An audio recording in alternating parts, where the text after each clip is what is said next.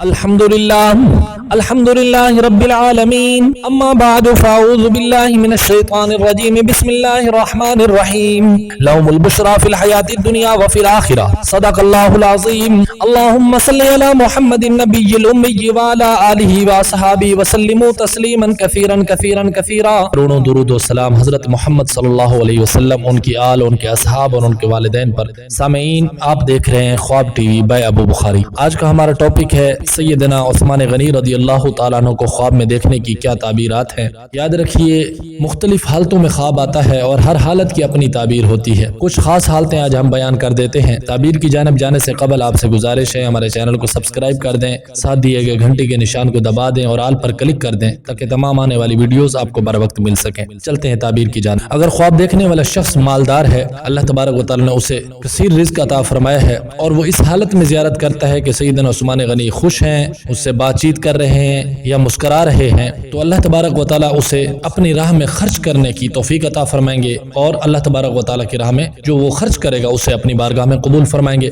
یا وہ خرچ کر رہا ہے تو اسے قبول کیا جا رہا ہے. اگر اس حالت میں دیکھتا ہے کہ آپ رنجیدہ ہیں، ناراض ہیں یا اس سے بات نہیں کرنا چاہتے یا نہیں کر رہے، اس انداز میں دیکھتا ہے، تو اللہ تبارک و تعالیٰ کی طرف سے تنبیہ ہے کہ وہ اپنے مال میں سے اللہ رب العزت کی راہ میں خرچ کرے اور اس طرح خرچ کرے جس طرح خرچ کرنے کا حق ہے اور حقداروں کو اس کا حق دے. اور اگر آپ کی زیارت کرنے والا شخص غریب ہے، یعنی اس کے پاس اتنا مال نہیں ہے، تو اللہ تبارک و تعالیٰ اسے مال عطا فرمائیں گے، یعنی مالدار ہو جائے گا، غنی ہو جائے گا، اس کو اس کے رزق میں بے شمار اضافہ اور برکت ہوگی. تو جب اسے بھی رزق ملے تو چاہیے اللہ کی راہ میں خرچ کرے. اور اگر آپ کی زیارت کرنے والا شخص بے اولاد ہے تو اللہ رب العزت اسے نیک صالح اولاد عطا فرمائیں گے. کسی خاص علاقے میں ہیں اور خواب دیکھنے والا شخص آپ کی زیارت کرتا ہے، یعنی کسی خاص علاقے میں آپ موجود ہیں، تو اس علاقے میں رزق کی فراوانی اور اللہ تبارک و تعالیٰ کی رحمتوں کی برسات ہوگی وہاں. اور اگر اس حالت میں دیکھتا ہے کہ آپ ناراض ہیں اس علاقے میں، تو وہاں سے رزق میں تنگی آئے گی اور اللہ تبارک و تعالیٰ کی رحمتیں اور نعمتیں وہاں سے دور ہو جائیں گی.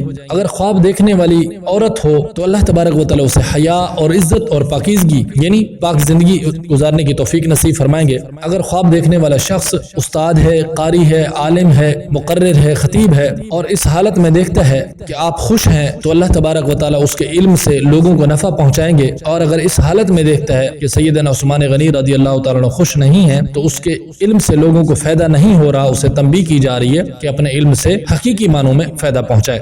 اگر خواب دیکھنے والی عورت ہے اور وہ حاملہ ہے تو اللہ تبارک و تعالیٰ کے یہاں سے اسے نیک صالح اولاد ملنے کی دلیل ہے اور وہ باحیا ہوگی. اگر کسی شخص کی اولاد نہ ہو تو ایک تجربہ ہے اور وہ منت مانے اس حالت میں کہ وضو کرے، 2 رکعت نماز نفل پڑھے اور پھر سورہ یاسین کی تلاوت کرے. سورہ یاسین کی تلاوت کرنے کے بعد ہاتھ اٹھا کر توجہ سے اللہ تبارک و تعالیٰ کی بارگاہ میں 3 مرتبہ یوں دعا کرے کہ اے مالک، تو مجھے اولاد عطا فرما، اگر تو نے مجھے بیٹا عطا فرمایا تو میں اس کا نام محمد عثمان رکھوں گا. تو ایک تجربہ ہے، اللہ تبارک و تعالیٰ اس شخص کو اولاد عطا فرمائے گا. اولاد دینے والی ذات اللہ تبارک و تعالیٰ ہی کی ہے، وہ جسے چاہتا ہے عطا فرماتا ہے، اس جسے چاہتا ہے نہیں دیتا ہے. آخر میں پھر گزارش ہے کہ ہمارے چینل کو سبسکرائب کر دیں اور اس صدقہ جاریہ میں ہمارا ساتھ دیں. السلام علیکم ورحمۃ اللہ.